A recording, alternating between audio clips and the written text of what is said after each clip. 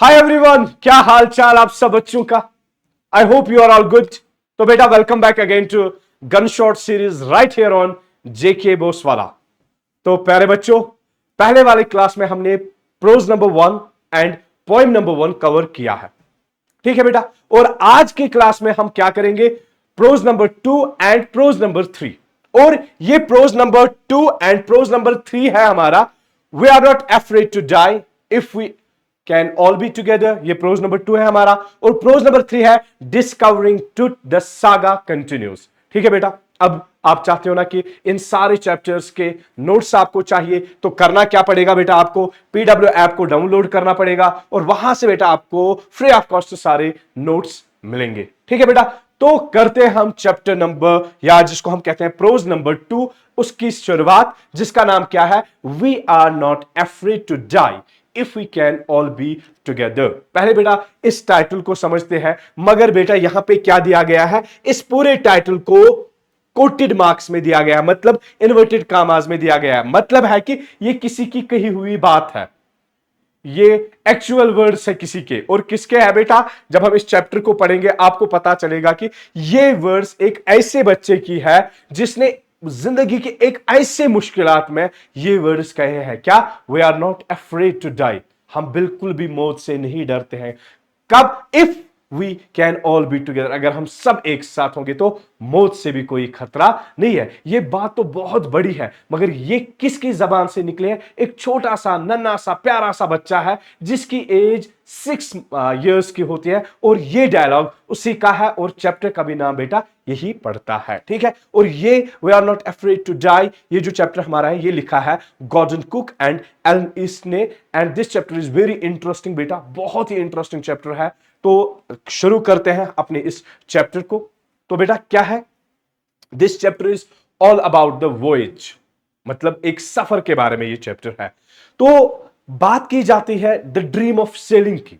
मतलब क्या है ड्रीम ऑफ सेलिंग, एक समुद्री यात्रा का एक सपना होता है।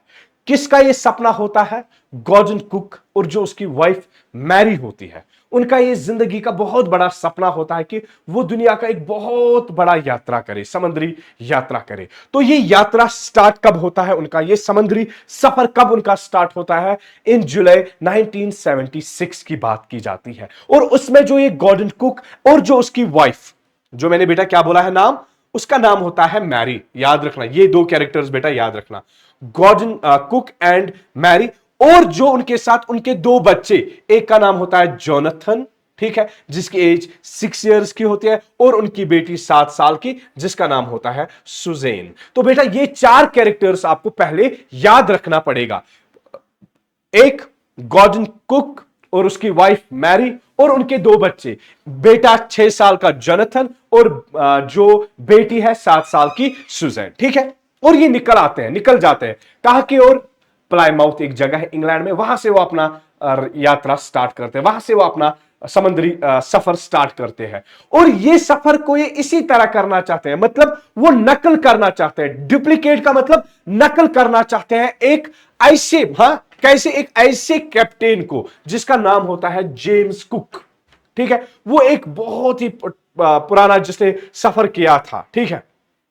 कब, 200 इयर्स अर्लियर, 200 साल पहले उसने दुनिया का सफर किया था, समुद्री सफर किया था। एग्जैक्टली ये दोनों भी बराबर उसी का नकल करना चाहते थे। कौन, गॉर्डन कुक और उसकी वाइफ, बिल्कुल वो भी ऐसा ही करना चाहते थे। फिर इस काम को करने के लिए उन्होंने क्या किया था, सालों तक उन्होंने प्रिपरेशंस किए हैं, अपने आप को प्रिपेयर किया है इस एडवेंचर को करने के लिए। और कब तक उन्होंने प्रिपरेशन स्टार्ट किया और कब तक उन्होंने अपने आप को प्रिपेयर करना स्टार्ट किया, फॉर 16 इयर्स। याद रखना बेटा, 16 साल तक उन्होंने अपने आप को तैयार किया था इस सफर के लिए। उन्होंने प्रैक्टिस की है सेलिंग्स की, कहां पे, रफ वाटर्स में उन्होंने ये किया है, उन्होंने नेविगेशन को स्टडी किया है, बहुत सारे पैसे बचाए हैं ताकि वो एक स्ट्रांग बोट को भी बना सके। और जो उनकी बोट थी, जिस बोट को उन्होंने बनाया है, जिस शिप को उन्होंने बनाया है, उसका नाम है वेव वॉकर।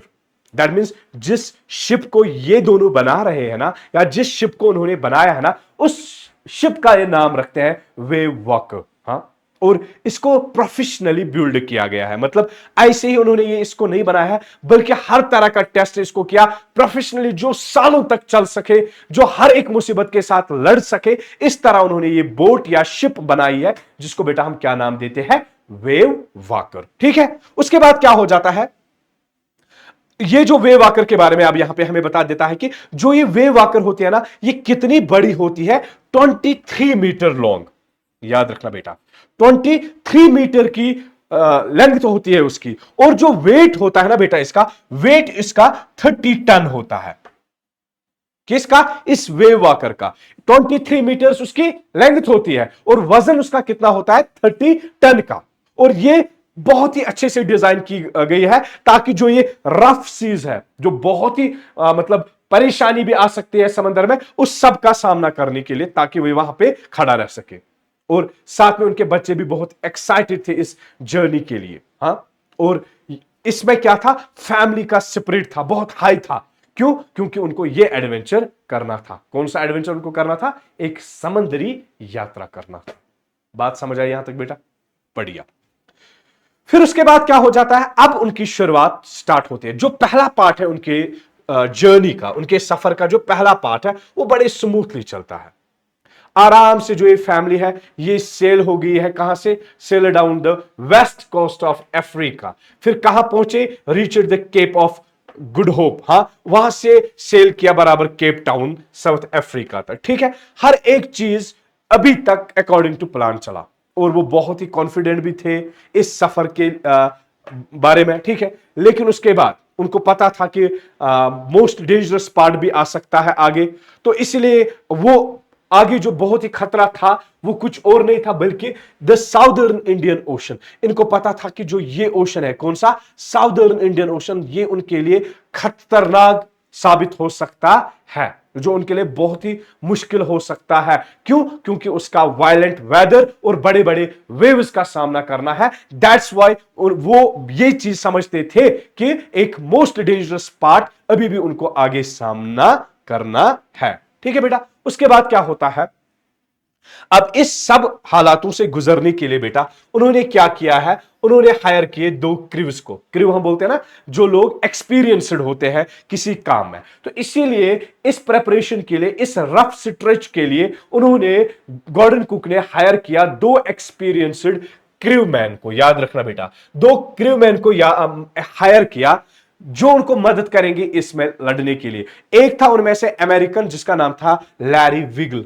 याद रखना बेटा, इस क्रूमैन का नाम था लैरी विगल, जो कहां का था, अमेरिकन था। और दूसरा स्विट्जरलैंड का था, जिसका नाम क्या था बेटा, हर्ब सीगलर। हर्ब सीगलर स्विस था, स्विस माने स्विट्जरलैंड का था ये। तो इन्हीं 2 क्रूमैन को उन्होंने हायर किया था, ताकि ये उनको आगे इस सफर को, कोई भी मुश्किलात आए, इसमें ये उनकी मदद करे। और दोनों एक्सपर्ट थे, दोनों सेलर्स एक्सपर्ट थे, जो इमरजेंसी के टाइम पे आराम से सिचुएशन को हैंडल कर सकते हैं। ठीक है, और उनकी मदद से क्या हुआ था, जो फैमिली थी वो रेडी थी अब किसी भी longest and most dangerous leg of their 1,05,000 kilometre journey को फेस करने के लिए। बिल्कुल ये रेडी थे उनको, इनकी मदद से। फिर उसके बाद क्या हुआ, जब उन्होंने सफर स्टार्ट किया था, अब उसी सफर के दौरान ही अब क्रिसमस का टाइम भी आया था, और दिसंबर 25, 1976 तक सब कुछ बढ़िया था। और उन्होंने they were about 3,500 kilometres east of Cape Town. तो आराम से वो केप टाउन तक कितना सफर था, 3,005 किलोमीटर्स। उसके बाद जो फैमिली थी ना, उन्होंने क्रिसमस भी अच्छे से समंदर में ही सेलिब्रेट किया था। अगरचे कि जो वेदर था वो खराब होता जा रहा था, और जो ये खतरनाक वेव्स भी थे वो भी और ज्यादा स्ट्रांग होते जा रहे थे, लेकिन जो उनका स्पिरिट था ये अभी भी चेयरफुल था। क्यों, क्योंकि अभी भी मजे में था। इवन दो वो जानते थे कि मतलब हालात बहुत ज्यादा खराब होते जा रहे थे, लेकिन उनको ये नहीं पता था कि और ज्यादा उनके लाइफ में प्रॉब्लम्स आने जा रहे हैं। मतलब उनके सामना अब बहुत बड़ा खतरा आने वाला है। फिर क्या हो गया, फिर उसके बाद क्रिसमस का इव भी खत्म हो गया था, और नया साल स्टार्ट हो गया, और नए साल की तूफान भी साथ में आए। और बात की जाती है 2 जनवरी 1977 की अब, ठीक है। और जो ये वर्स्ट था, जो सबसे वर्स्ट था, their worst fears came true, जो उनको जिन खतरों का उनको खौफ था वो रियलिटी में आ गया था। कह रहे कि for 7 days they had been facing terrible weather, और 7 दिनों तक यही टेरेबल वेदर का ही वो सामना कर रहे थे। अब जो सी था, but now the sea turned into a wild monster, अब ये बहुत ज्यादा खतरनाक बनता गया और ये एक बहुत बड़ी आफत बनने जा रही थी अब इस फैमिली के लिए। और जो ये वेव्स अब उड़ रहे थे या उठ रहे थे समंदर में, वो उनके इस वेव वॉकर के डबल हाइट से उठते थे, जो उनकी शिप थी उससे बड़े, और जो विंड थी ना वो इतनी तेज चल रही थी, उतना रोर कर रहा था, बराबर 130 किलोमीटर पर आवर की स्पीड पर चल रही थी। और फिर साथ में भी क्या था, वो सब अब बहुत ज्यादा एग्जॉस्टेड थे सारे लोग, जब ये कंटिन्यूअसली वो इन स्टॉर्म्स के साथ लड़ रहे थे। लेकिन उसके बाद क्या हुआ, कह रहे कि उसके बाद सिचुएशन और उनके साथ वर्स होती गई, और ज्यादा सिचुएशन खराब होती गई। कैसे? क्योंकि फिर क्या हुआ था, इसी जनवरी 2 के शाम के टाइम पे क्या हुआ था, ऐसा लग रहा था कि स्टॉर्म थोड़ा सा वीक हो गई, मतलब कम हो गई थी। लेकिन फिर उसके बाद क्या बता रहा है, 6 o'clock के टाइम पे जो सी था ना, ये काम लग रहा था। लेकिन 1 घंटे के बाद ही गॉर्डन कुक ने ये नोट्स किया था कि कुछ टेरिफाइंग हो रहा है। वो क्या था, एक बड़े बड़े वेव्स आ रहे थे। इतने बड़े वेव्स उसने जिंदगी में कभी नहीं देखे थे, जिन वेव्स को ये अब देख रहा था, जिन बड़े बड़े इन वेव्स को देख, और ये लग रहा था जैसे बड़े से ब्लैक माउंटेन ऑफ वाटर उसके ऊपर से चल रहे थे, towering over them and rushing towards the boat, और वो उनके बोट की ओर आ रहे थे। फिर उसके बाद जो उनकी वेव वॉकर थी, अब ये वेव वॉकर जो इतनी बड़ी थी, 30 टन 23 मीटर्स बड़ी, ये इन वेव्स के सामने एक छोटा सा टॉय जैसा दिख रहा था, मतलब छोटा सा हिस्सा दिख रहा था उन सारे इतने बड़े बड़े वेव्स के सामने। ठीक है बेटा, उसके बाद क्या हो जाता है, फिर एक वेव क्या हो जाती है, टकरा जाती है। एक ये समंदर की ये पानी की लहर टकराती है उनके किसके, उनके इस वेव वॉकर के साथ। जो गॉर्डन है ना, ये बड़े जल्दी जल्दी एक्ट करता है, और ये अपनी बोट को थोड़ा सा स्लो कर देता है, अपने रोप्स को चेक करता है, और हर एक को बोलता है कि सारे आप क्या पहनो, लाइफ सेविंग जैकेट्स पहनो। सारे अपने आप को टाई कर देते हैं, लाइफ लाइन्स फॉर सेफ्टी, सब कुछ कर लेते हैं। उसके बाद वो व्हील पर आते हैं, मतलब स्टीयरिंग पर आते हैं। फिर उसके बाद क्या होता है, सडनली एक वेव इस तरह से उन पर क्रश हो जाते हैं, मतलब उन पर टकरा जाती है। और जो ये वेव, ये जो उनका बोट है, the boat was lifted high into the air. फिर इस वेव के टकराने से जो उनकी ये बोट थी, ये ऊपर उठी है, फिर देन थ्रोन वायलेंटली डाउन, फिर ये बड़ी वायलेंटली नीचे गिर गई है। और इससे क्या हुआ था, जो गॉर्डन था ना, वो डेक पर नहीं रह पाया था, मतलब ऊपर वाला हिस्सा जो होता है वहां पे नहीं रह पाया था, जिसकी वजह से क्या हुआ था, उसके जो रिब्स थे वो क्रैक हो गए, उसका जो हेड था बैडली हर्ट हो गया, और पूरी तरह से वो क्या हो गया था, ये जो वेव वॉकर थी, ये पूरी तरह से जो उसका ओवरबोर्ड है, बोर्ड पूरा पानी में भर गया था। ठीक है, फिर क्या बता रहे, he was thrown overboard into the sea. फिर फॉर ए मोमेंट क्या हुआ था, उसको लगा था कि शायद अब हमारा एंड करीब आ गया था। मतलब जब वो अब इस बोर्ड से नीचे गिरा, अब वो अपने वेव वॉकर में नहीं आया, बल्कि अभी तो ये व्हील पे था, अब ये स्टीयरिंग पकड़ रहा था, लेकिन वेव इतनी डेंजरस थी, उसने उसको वेव मतलब अपने वेव वॉकर से ही बाहर कर दिया था, जिसमें उसका मुंह भी खून से भर गया था, उसके रिब्स क्रैक हो गए थे। और अब नरेटर को, या हम कहे किसको, गॉर्डन कुक को लगा कि अब हमारा एंड आ गया था। फिर लकीली क्या हुआ, एक और वेव आई थी, उसने उनके इस बोट को वापस सीधे कर दिया था, और फिर यहां पे गॉर्डन कुक मैनेज कर पाया था वापस डेक पर आने की। मतलब जब वेव वॉकर दोबारा सीधे हो गई थी, और उस वेव से क्या हो गया, लकीली वापस कहां पे पहुंचा, इस बोट के डेक में। ठीक है बेटा, ये सब खत्म होने के बाद क्या हुआ था, जब उन्होंने देखा अब जो वेव वॉकर की कंडीशन थी ना बहुत टेरेबल थी। मतलब जो अब उनके पास ये शिप थी या हम बोट कहे बेटा, कह रहे हैं कि इस वेव के हिट करने से जो कंडीशन अब वेव वॉकर की थी दैट वाज टेरेबल। ठीक है, जो मेन मास था, जो कपड़ा होता है, कह रहे हैं कि वो भी टूट गया था, जो सेल्स थे वो भी फटे हुए थे, और जो साइड रेल्स थे वो भी सब कुछ खत्म हो गई थी। अब जो ये पानी था ना, ये अब पानी बहा रहा था, पानी अंदर आ रहा था, किसमें, इस शिप में अब पानी अंदर की ओर आ रहा था, और स्टीयरिंग व्हील जो था ना ये अब यूजलेस था बोट में। तो जो वुडवर्क था या जो इक्विपमेंट्स थे, जो भी चीजें इस बोट में थे, वो सब कुछ डिस्ट्रॉय हो गई थी। फिर गॉर्डन कुक ने क्या किया था, अपने आप को इस बैड वाली हालत में इंजर्ड होके, मतलब उसका भी मतलब हालत बहुत खराब थी, जैसे हमने पढ़ा ब्रोकन रिब्स थे, ब्लीडिंग माउथ था, कह रहे कि उसने ये सब कुछ इग्नोर किया, इस पेन को इग्नोर किया, तो ये फोकस करने लगा किस पर, अपनी फैमिली को बचाने में और इस बोट को बचाने में। ठीक है, उसके बाद क्या हुआ, कह रहे कि 15 आवर्स तक, 15 घंटे तक हर एक टायरलेसली काम कर रहा था, हर एक इंसान काम कर रहा था टायरलेसली। हाँ, लैरी एंड हर्ब ये दोनों पानी को बाहर कर रहे थे कंटिन्यूअसली, और मैरी भी उनको मदद कर रही थी। गॉर्डन ने क्या किया था, कुछ टेम्पररी रिपेयर्स करने की भी कोशिश की, और उस टाइम पे सारा ये जो स्टीयरिंग है या व्हील जिसको हम कहते हैं, वो किसने पकड़ा है, वो पकड़ा है किसने, मैरी ने, इतने घंटों तक। और सारे लोग इन इलेक्ट्रिक पंप जो उनके पास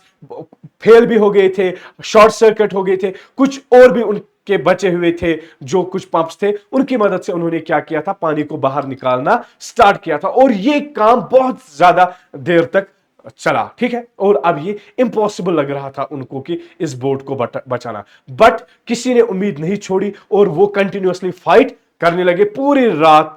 किस दिन की, इस जनवरी 2 की और जनवरी 3। और ये जनवरी 2 और जनवरी 3 में जो ये वेव वॉकर थी, ये वेव वॉकर पूरी तरह से डैमेज हो गई थी। अब जो उनको अपनी कुछ चीजें भी थे वो भी खराब हो गए थे, जो उनके पास पंप भी थे वो भी शॉर्ट सर्किट हो गए थे, वो भी पानी नहीं निकाल रहे थे, लेकिन उसके पास कुछ स्पेयर पंप्स भी थे, उनकी मदद से उन्होंने क्या किया था, पानी निकाल रहे थे, और सारे लोग 2 जनवरी और 3 जनवरी में अपने काम में लगे हुए थे। और उसके बाद क्या हुआ था, उसी डेस्परेट टाइम में गॉर्डन कुक चला गया था अपने बच्चों को चेक करने के लिए क्या सब कुछ सही है कि नहीं। वहां पे जब ये पहुंच जाता है तो वो अपनी बेटी सुजैन को बहुत ही इंजर्ड हालत में देखती है। वो उसको देखते हैं कि एक बहुत बड़ा कट लगा हुआ है उसके सर पर, और उसके आंखें भी बहुत ब्लैक हो चुके थे, और पूरा चेहरा स्वोलन था, पूरे चेहरे पर बहुत ज्यादा वो गुबार जैसा चढ़ा हुआ था। ठीक है, खुमार हुआ चढ़ा हुआ था। फिर लेटर ऑन क्या हुआ था,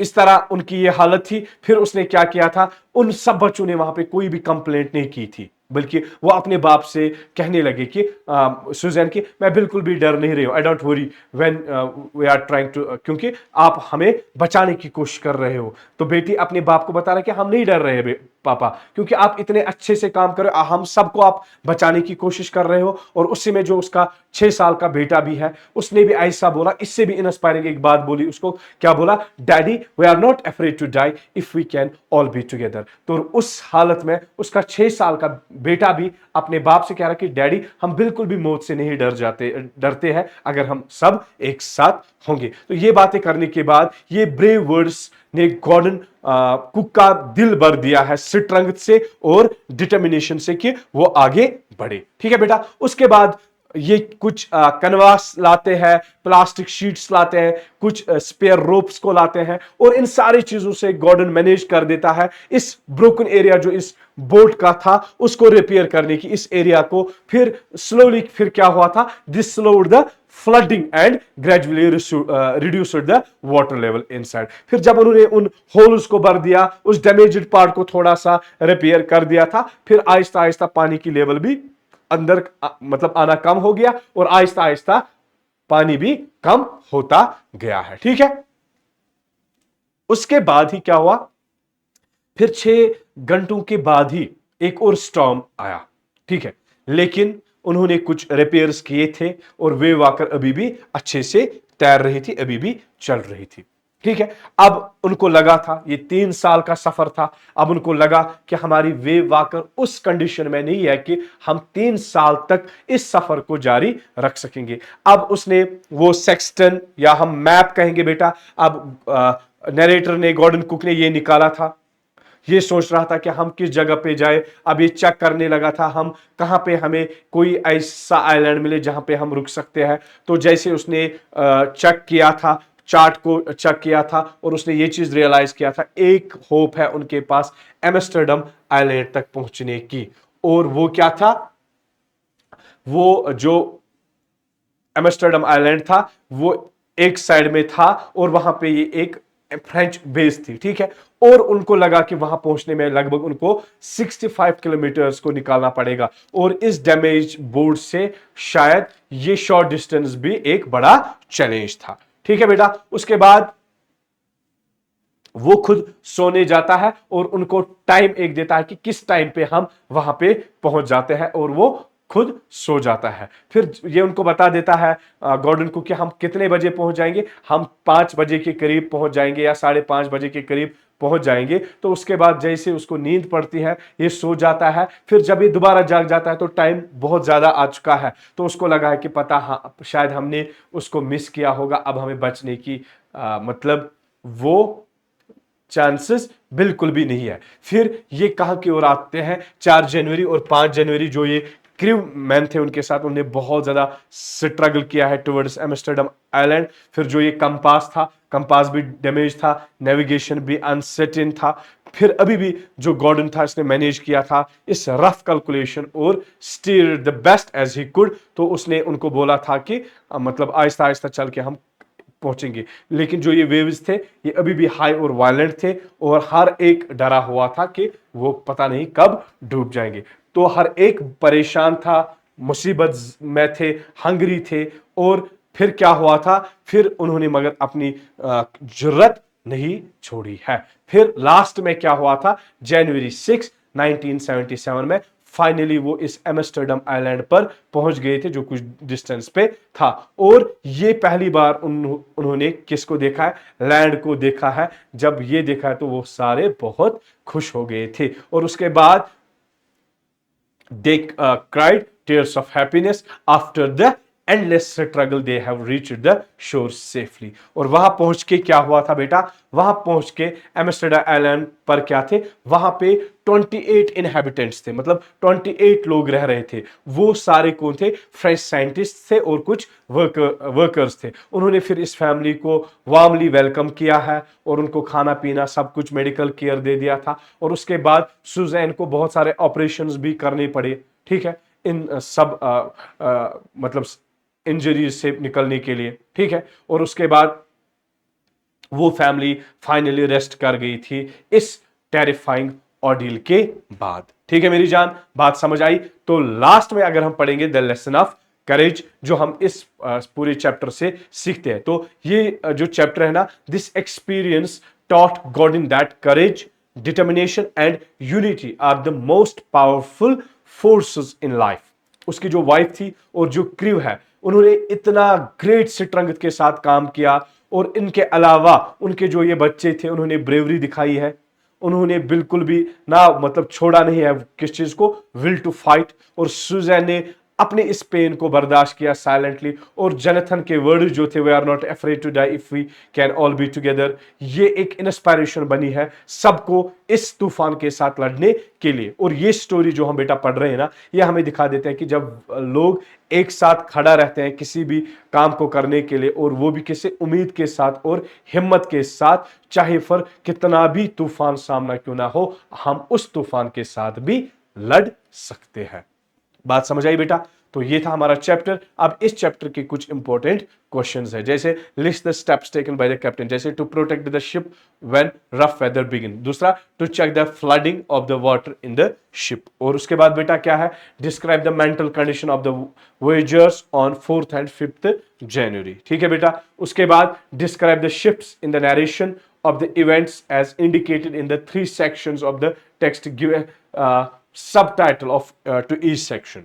ठीक है बेटा। उसके बाद what difference did you notes between the reaction of the adults and the children when faced with danger, ठीक है मेरी जान। उसके बाद how does the story suggest that optimism helps to endure the direst citrus. फिर उसके बाद what lesson do we learn from such hazardous experience when we are face to face with death। सही है बेटा। उसके बाद why do you think people undertake such adventurous expeditions in spite of risks involved, ठीक है। we have come across words like gale and storm in the account, here are two more words for storm, हाँ जैसे तूफान है, cyclone है, इस तरह बहुत सारे हैं, हाँ। तो how many words does your language have for the storm, ये बेटा आ भी सकता है नहीं। तो इसी तरह बहुत सारे काइंड्स ऑफ वेसल्स है, ठीक है। इसी तरह catamaran is a kind of boat, do you know which Indian language this word, तो ये भी बेटा आप चेक कर लेना, ठीक है। Have you heard any boatman songs, क्या आपने बोटमैन के सॉन्ग सुने हैं। What kind of emotion do this songs usually express, ठीक है बेटा। ये सारे थे हमारे किसके, ये सारे थे हमारे चैप्टर नंबर 2 के। अब हम आएंगे प्रोज नंबर 3 जो है discovering truth the saga continuous. क्या है बेटा, discovering truth the saga continuous, ये हमारा चैप्टर नंबर 3 है जो लिखा है A.R. विलियम्स ने। चलो बेटा अब हम इसको स्टार्ट करते हैं। चलिए बेटा, तो जो चैप्टर हमारा है क्या, discovering truth the saga continuous. पहले इस टाइटल को समझते हैं, डिस्कवरिंग ट्रुथ, इसको हम टट भी पढ़ते हैं। डिस्कवर मतलब खोज निकालना, किसकी, एक रूलर होता है, एक किंग होता है जिसका नाम होता है ट्रुथ, ठीक है। कह रहे कि लेकिन उसके खोज का जो ये सागा है, जो ये स्टोरी है, इसके खोज अभी भी कंटिन्यू है। The saga continues, the story is still continue, किसमें, उसके खोज निकालने में। तो इस तरह इसका टाइटल बना हुआ, एक मजेदार कहानी है। बट बेटा यहां पे मैं आपको बता देता हूं कि इस कहानी में क्या करेंगे हम, कहानी के बारे में मतलब हिस्ट्री जानने से पहले हम आगे आते हैं, और पहले उस पार्ट को समझने के लिए आपको बेटा क्या करना पड़ेगा, ये बेसिक चीजें आप पहले याद रखोगे। ये सारा आपको तब समझ आएगा जब आप पहले कहानी पर आ जाओगे, ठीक है। बट अगर आप चैप्टर को देखोगे ना, चैप्टर में हमें पहले दिया गया था कि किसके बारे में, हमें बताया गया था पहली वाली कहानी, लेकिन पहले वाली कहानी के बाद हमें पास्ट की ओर लिया जाता है। बट अगर आप कोशिश करोगे बेटा, ये आप बेहतरीन तरीके से समझ सकते हो। ये जो कहानी है हमारी, ये है एक ऐसे किंग की कहानी जिसका नाम क्या है बेटा, टूटनखामुन। याद रखना बेटा, क्या नाम है। हम इस वाले पहले इस पैराग्राफ में हम पढ़ेंगे टूटस डेथ एंड मिस्ट्री, क्या राज था उसकी मौत का। वो हम पढ़ रहे हैं अभी किसकी बात, किसका पढ़ रहे हैं हम बेटा, अभी हम पढ़ रहे हैं अभी टूटनखामुन का। याद रखना ये आखिरी वारिस होता है, एक बहुत बड़ी फैमिली जिन्होंने इजिप्ट के दुनिया में राज किया है। आखिरी जो इस फैमिली का वारिस था, उस वारिस का नाम था बेटा टूटनखामुन, ठीक है। यह आखिरी वारिस था इस powerful royal family of Egypt's new kingdom, ठीक है। और ये जो एक टूटनखामुन था ना, ये एक छोटा बच्चा मर गया, एक टीन एजर मर गया है, और जो उसकी मौत थी ना, ये बहुत सडन हो गई है और has always been a mystery. और ये एक राज की बात थी, मतलब राज की बात क्यों थी, क्योंकि कोई नहीं जानता था कि मौत का कारण कौन था, क्या कारण था, कैसे मौत हुई, क्या हुआ था, कोई नहीं जानता था। फिर क्या बता रहे, उसको कहां पे दफनाया गया था। अगर आपने देखा होगा, सुना होगा, हम ममिफाई करते हैं, ममिफिकेशन करते हैं, जब ना हम बॉडीज को प्रिजर्व करते हैं, उसको हम बोलते हैं ममिफाई करना। हम बना देते हैं उन डेड बॉडीज को, हम क्या करते हैं, प्रिजर्व करते हैं, बचा के रखते थे। और इजिप्ट का भी एक दौर था, वो भी अपनी बॉडीज को जब दफनाते थे ना, बट वो उनको पहले प्रिजर्व करके छोड़ते थे। बट जब उनको वो बुरी करते थे, दफनाते थे, वो उनको ऐसे नहीं दफनाते थे, बल्कि वो बहुत सारी चीजों के साथ उनको दफनाते थे। क्यों, क्योंकि इजिप्टियन का ये मानना था कि इस दुनिया के बाद एक और दुनिया हमें मिलेगा, और वहां पे जो ये चीजें हम यहां से साथ लेके जाएंगे, वो वहां हमें काम आएंगे। और इसीलिए जो भी उस टाइम पे गुजर जाता था ना, वो यहां से दुनियाई बहुत कीमती चीजें अपने साथ लेके जाते थे, ताकि वहां पे उनको ये सारी कीमती चीजें काम आए। तो इसी तरह जब इसको भी दफनाया गया था, टूटनखामुन की मम्मी को जब दफनाया गया था उसको भी अनइमेजिनेबल चीजों के साथ दफनाया गया था, जैसे गोल्ड के साथ और भी खजानों के साथ, जो हमें दिखा देता है कि how much importance Egyptians give the after life को कितनी इंपॉर्टेंस देते थे। और जो उसकी टॉम्ब थी, हाँ, उसको डिस्कवर फिर कब किया जाता है? 1922 में। और कौन करता है?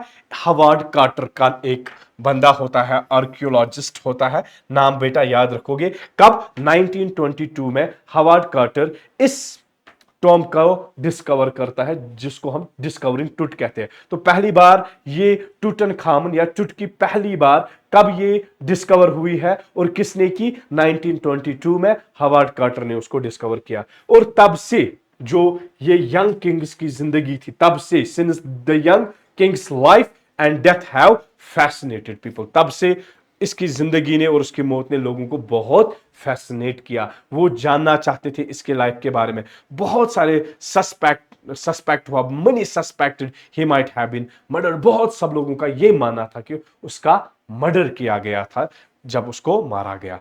Now after more than 80 years, अब 92 से 80 years गुजर जाते हैं। Scientist is prepare to investigate him with the help of modern technology. अब 80 साल बाद, मतलब 1922 में जब डिस्कवर हुआ, उसके बाद 80 साल के बाद अब साइंस ने प्रिपेयर किया कि अब हम उसके मौत के बारे में मॉडर्न टेक्नोलॉजी की मदद से क्या करेंगे? इन्वेस्टिगेट करेंगे। तो उन्होंने एक सिटी स्कैनर लाया जो हमें प्रोवाइड कर सकता है एक कंप्लीट पिक्चर उसकी बॉडी की, और मे बी ये रिक्रिएट कर सकता है कि वो दिखता भी कैसा था। तो इस सिटी स्कैनर की मदद से, इस मॉडर्न साइंस एंड टेक्नोलॉजी की मदद से अब ये जान पाएंगे कि टूट जब उसकी मौत हो गई थी वो किस एज में गुजर गया है और किस शेप का था, किस शक्ल का था। वो हम सब जान पाएंगे किससे? इस सिटी स्कैनर से। ठीक है बेटा। फिर क्या हुआ था? अब यहां पे हम पढ़ेंगे the scene at Tut's tomb in 2005। और ये सिटी स्कैनर कब हो जाता है उसको? जब अभी हमने बेटा पढ़ा 80 साल बाद। 80 साल बाद क्या होता है कि 5 जनवरी 2005 में, जहां पे at the valley of Kings, माने जहां पे ये सारे किंग्स को दफनाया गया था, जो उनका कब्रिस्तान था, और एक शाम के टाइम पे एक स्टॉर्मी विंड चल रही थी। वहां पे क्या हुआ था? डस्ट भी उड़ रहा था, डार्क क्लाउड्स छाए हुए थे। फिर वहां पे उन्होंने क्या किया था? इनसाइड द टॉम्ब, उस कब्र के अंदर से टूट की बॉडी को निकाला गया था, उसकी रेस्टिंग प्लेस से उसको निकाला गया था, और वहां से निकाल के कहां की ओर लाया? सिटी स्कैन की ओर लाया। समझ लो बेटा। और जैसे उसको लाया गया है, फिर उस मशीन ने क्या किया था? बड़े बड़े इन कैमरास की मदद से हंड्रेड्स ऑफ एक्सरे स्लाइसेस उसके बॉडी के किए हैं।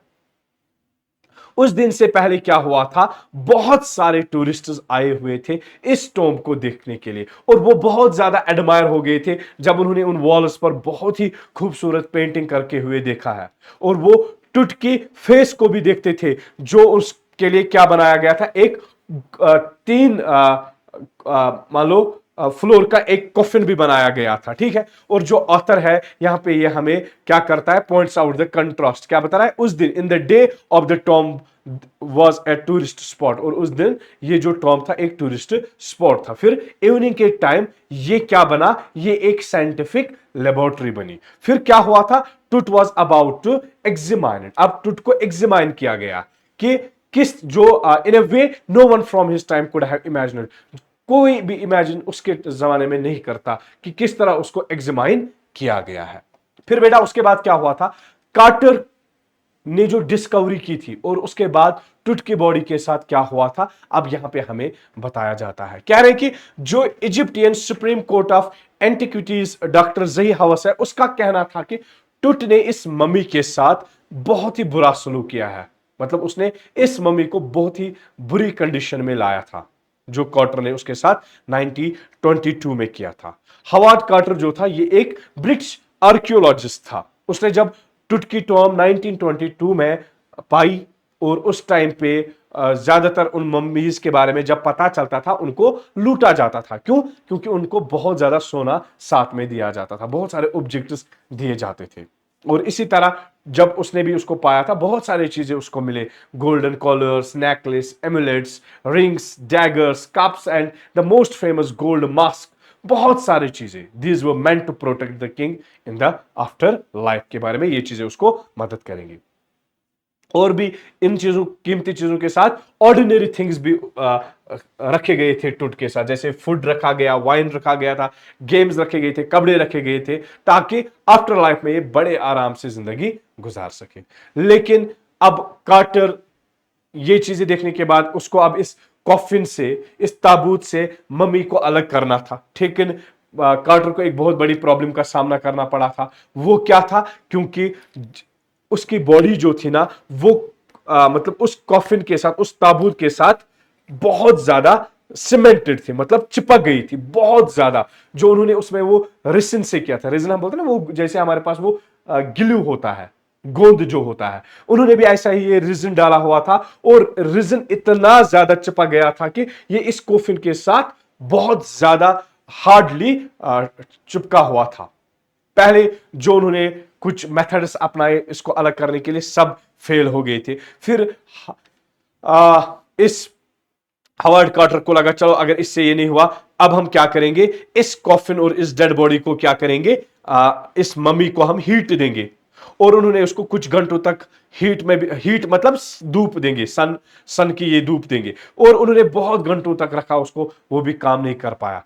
फिर आखिरकार कार्टर के लोगों ने क्या किया था, उन्होंने उसको छोटे छोटे पीसेस किए हैं, उन्होंने उसके हेड और बाकी मेजर जॉइंट्स को अलग किया था। कैसे? उन्होंने फिर मतलब चीजल से उन सबको निकाला, फिर कहां पे रखा, एक वुडन बॉक्स में उनको रखा था। कार्टर ने ये काम किया था, क्यों? क्योंकि उसको डर था कि अगर हम ऐसे ही उसको रखेंगे, शायद जो ये थीव्स है, जैसे शायद ये जो चोर है, ये शायद डैमेज करेंगे इसके बॉडी को अगर हम इसको ऐसे ही रखेंगे, इसलिए ये सारी चीजें उनकी बॉडी से निकालने पड़े। But this rough treatment left the mummy badly damaged for ever. और जो ये हॉवर्ड कार्टर का जो उसने इस मम्मी के साथ किया है, उसने फिर इस मम्मी को बहुत ही बैडली उस टाइम डैमेज किया था हमेशा के लिए। ये हो गया बात बेटा। चला हमें पता कि सबसे पहले कब खोज इसकी निकाली गई थी, फिर उसके बाद 2005 में क्या हुआ था, फिर यही मॉडर्न आर्कियोलॉजी और सिटी स्कैनिंग जो आई थी। फिर ऑथर यहां पे हमें ये एक्सप्लेन करता है कि जो ये आर्कियोलॉजी है, अब उनका रवैया चेंज हो गया। पहले पहले कार्टर के जमाने में क्या हुआ करता था, चीजों पर लोग, आर्कियोलॉजिस्ट ज्यादा चीजों पर इंटरेस्ट होती थी, ट्रेजर में इंटरेस्टेड होते हैं। लेकिन आज में आर्कियोलॉजी नॉलेज पे ज्यादा फोकस करते हैं। Even small remains like seeds, hair, pottery can give clues about history. जैसे आज हम देखते हैं कोई सीड्स है, हेयर है या पोट्री जब हम देते हैं, यह हमें हिस्ट्री के बारे में कुछ क्लूज देते हैं। फिर क्या बता रहे हैं, इन 1968 में क्या हुआ था, एक मेडिकल एक्सरे ने यह दिखाया था कि जो टुट की चेस्ट बोन्स थे ना, या उसके ब्रेस्ट बोन थे, वो मिसिंग थे। और उसने एक नया क्वेश्चन उठाया था कि अब जो सिटी स्कैन होगा, सिटी मतलब कंप्यूटर टोमोग्राफी जो होगा, ये एक बेटर टेक्निक है जो अवेलेबल है। और इस सिटी स्कैन से क्या किया गया था, फिर बहुत सारे एक्सरे स्लाइसेस, बहुत सारे एक्सरे इमेजेस लिए गए थे, उनको कंबाइन किया गया है 3D पिक्चर्स में। बराबर एक ब्रेड को जिस तरह एक छोटे छोटे ब्रेड के पीसेस बनाए जाते हैं, एग्जैक्टली इस सिटी स्कैन की मदद से जो साइंटिस्ट थे ये उम्मीद करते थे कि उनको ये पता चले कि हाउ टुट डाइड, टुट कैसे मरा, वेदर ही वॉज मर्डर्ड और डाइड नेचुरली, चाहे वो खुद ही मरा या उसको क्या किया गया, मर्डर किया गया। And also his exact as at the time of death, और ये जान पाए कि एग्जैक्ट एज उसके मौत के टाइम पे क्या थी। ठीक है बेटा। उसके बाद हमें बताया जाता है यहां पे टुट की डायनास्टी के बारे में और अमरना पीरियड के बारे में। यहां तक हमें चला साइंस एंड टेक्नोलॉजी के बारे में। अब हम बेटा यहां से आएंगे टुट के पास्ट के बारे में, मतलब अब हम टुट की लाइफ के बारे में जानेंगे, उनके इस खानदान के बारे में जानेंगे। कह रहे हैं कि जो स्टोरी है अभी शिफ्ट हो रही है कहां की ओर, टुट के हिस्ट्री की ओर। अभी तक हम पहले अगर हम ये पढ़ते तो बेटा समझ लो, अब हमने पहले पढ़ा आज का दौर कि कैसे टुट को निकाला गया कब्र से, बट टुट का दौर पढ़ेंगे, टुट आया कहां से, उनकी फैमिली क्या है, एज क्या है, कौन थे रूलर्स, उस सब टुट की डायनास्टी के बारे में हम पढ़ेंगे और उस अमरना पीरियड के बारे में पढ़ेंगे। ठीक है बेटा। तो टूटनखामुन याद रखना बेटा, टूटनखामुन एक डिसिडेंट था, एक रॉयल फैमिली का, that had ruled Egypt for centuries. इस टूटन खामुन की इस डायनास्टी ने इजिप्ट पर सदियों तक रूल किया है। और जो इस टूटन खामुन का ग्रैंडफादर था, ठीक है, दैट मीन्स जो टूटन खामुन मानी ये नया बच्चा, नया मतलब लास्ट वारिस, ये टूटन खामुन कह रहे हैं कि उनकी जो वरासत थी, या हम कहेंगे उनकी जो ये फैमिली थी, रॉयल फैमिली थी, उन्होंने इजिप्ट पर सेंचुरियों तक राज किया है। कह रहे कि जो उसका ग्रैंडफादर था, किसका ग्रैंडफादर, टूटन खामुन का, उसका नाम था एमेनहॉटिप थर्ड। याद रखना क्या नाम था, एमेनहॉटिप थर्ड। उसने तकरीबन 40 साल तक इजिप्ट में राज किया। और उसके बाद जब वो मरा, उसके बाद आया एमेनहॉटिप फोर। कौन आया, एमेनहॉटिप फोर। जब एमेनहॉटिप फोर है ना, उसने शॉक किया सब लोगों को। क्यों, क्योंकि उसने पहले ही नाम चेंज किया, अपना नाम चेंज किया। नाम क्या था, एमेनहॉटिप फोर। उसने अपना नाम एखेनेटन रखा है, ठीक है बेटा। किसने, इस एमेनहॉटिप फोर ने एखेनेटन रखा। और उसके बाद क्या किया, प्रमोट किया किस चीज की, वर्शिप ऑफ एटन की।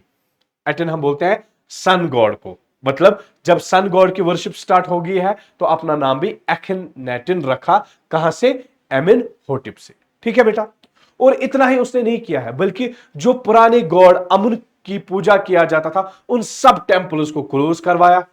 और उसके बाद उनके सारे इमेजेस को डिस्ट्रॉय कराया। और उसके बाद जो उनकी कैपिटल थी उसको भी चेंज कराया। कहां से, थीबस, थीबस उनकी पुरानी कैपिटल थी, थीबस से उसको चेंज कराया नई सिटी में, जिस सिटी का नाम था अमरनाथ, ठीक है। और ये रिलीजियस रेवोल्यूशन आया था, इसने लोगों को उस टाइम पे डिस्टर्ब किया। फिर उसके बाद एखेनेटन की जो फैमिली थी, हाँ, ये एक मिस्टीरियस एंड ट्रबल्ड थी। और फिर जैसे एखेनेटन की मौत हो जाती है, फिर नया रूलर आता है जो कुछ देर रहता है वहां पे, जिसका बिल्कुल भी ज्यादा पता भी नहीं है, न चैप्टर में एक्सप्लेनेशन है। वो है सेमेनखरे। सेमेनखरे एक रूलर आया, उसके बाद वो भी खत्म हो गया। उसके बाद कौन आया, टुट। टुट मतलब टुट, ये टूटन खामुन, ये छोटा बच्चा, ये चाइल्ड, ये आया, उसने सल्तनत संभाली। टुट ने क्या किया था, इस छोटे बच्चे ने, इसने अपना नाम चेंज किया है। अब इसने, पहले इसका नाम क्या था, टूटन टूटन खातिन। उसने टूटन खातिन से अपना नाम वापस टूटन खामुन रखा।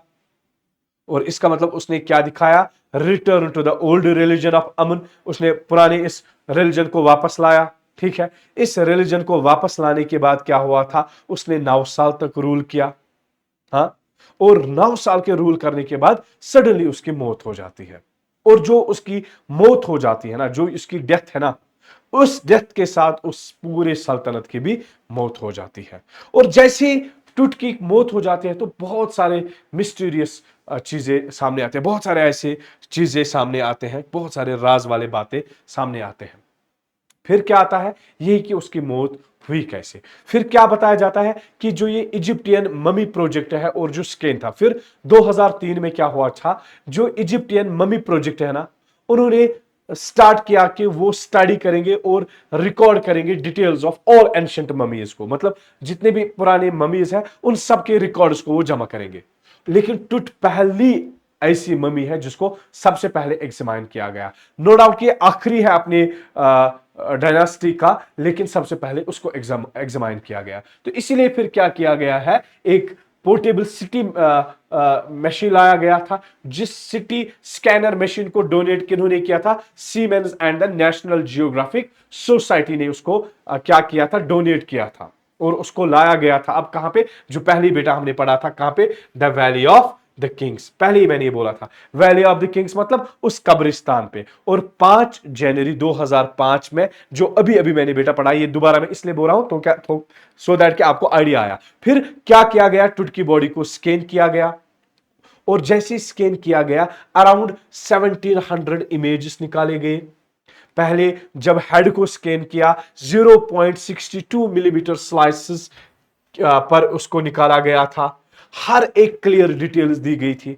लेकिन उसके बाद सिटी स्कैन के दौरान एक प्रॉब्लम भी उनको आ गई थी कि ये जो रेत थी, रेत उनके जो कूलर फैन होता है उसमें आ गई थी और मशीन बैठ गई थी। It stopped working for some time. फिर लोग नर्वस हो गए थे और एक गार्ड था वहां पे और उसने जोकिंगली एक बात कही है कि शायद ये इस फारो, फारो माने टूट, शायद ये इस फारो का कर्स है कि मशीन ही बैठ गई। फिर हाउएवर क्या किया गया था, एक ऑर्डिनरी फैंस को लाया गया था टीम, फिर उस प्रॉब्लम को क्या किया गया, फिक्स किया गया था और परफेक्टली अब स्केन को कराया गया। फिर इन लेस देन 3 आवर्स में क्या हुआ कि टुट की बॉडी को वापस अपने टो में रखा गया था और बहुत सारे जो इमेजेस ये दिखा रहे थे उसकी जो बोन्स को क्लियरली दिखा रहा था। साइंटिस्ट्स ने उनके हेड को हर एक डायरेक्शन में रोटेट किया था इस कंप्यूटर स्क्रीन पर, ठीक है। हवास जो था ना, हवस, जही हवस, जो ये 2005 में इसका ये था हेड था, हवस ने जब ये सारा सीन देखा है, फिर उसके बाद पहले वो सो नहीं पाया था और उसके बाद वो बहुत ही रिलीव्ड फील कर रहा था और प्राउड फील कर रहा था किस चीज का, कि जो ये मॉडर्न साइंस है या मॉडर्न साइंस एंड टेक्नोलॉजी है, उन्होंने एक नई लाइफ दी है किस चीज को, to the study of the boy king को, इस बॉय किंग को स्टडी करने के लिए।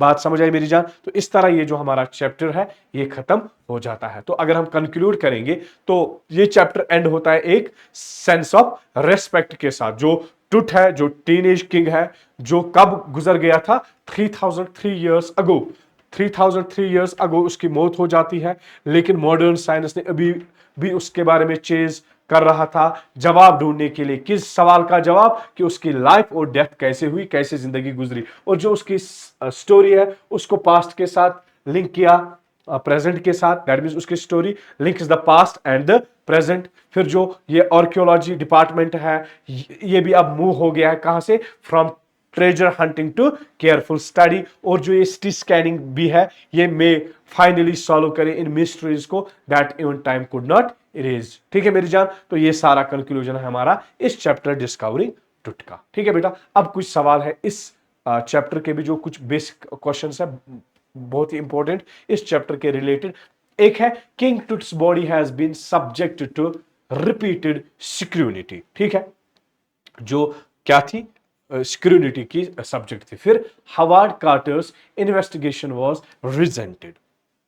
उसके बाद Carter had to chisel away the solidified resin to raise the king's remains. फिर उसके बाद बता रहे हैं Tut's body was buried along with gilded treasures, है ना। उसके बाद explain the statement the king Tut is one of the first mummies to be skinned in death as in life। ठीक है, फिर the boy king changed his name from Tutankhaten to Tutankhamun। ठीक है बेटा। उसके बाद what were the results of the city scan। हाँ बेटा, तो ये सारी चीजें, और अगर बेटा लास्ट में अगर हम जाने तो ये सब कुछ अभी तक हमने इन 2 चैप्टर्स के बारे में जाना। अब बेटा अगर आप अपने आप को जेके बोसवाला के व्हाट्सएप कम्युनिटी और टेलीग्राम को ज्वाइन करना चाहते हो तो ये आपका QR कोड है, तो आप इजीली इसको क्या कर सकते हो बेटा, इसको स्कैन करके आप ज्वाइन कर सकते हो। तो इस तरह बेटा हमारे दोनों चैप्टर्स खत्म हो जाते हैं। आई होप बेटा आपने दोनों चैप्टर्स की पूरी समरी को सुना होगा, समझ आया होगा आपके ये दोनों चैप्टर्स। अगर कोई भी डाउट होगा बेटा तो आप मुझे कमेंट सेक्शन में जरूर बताओगे, तो मैं आपके नेक्स्ट वाले क्लास में फिर उन डाउट्स को भी कवर करूंगा। तब तक अपना ख्याल रखिए और अपने आप को एग्जाम के लिए तैयार करिए। Wish you all the best, have a good luck and thank you so much.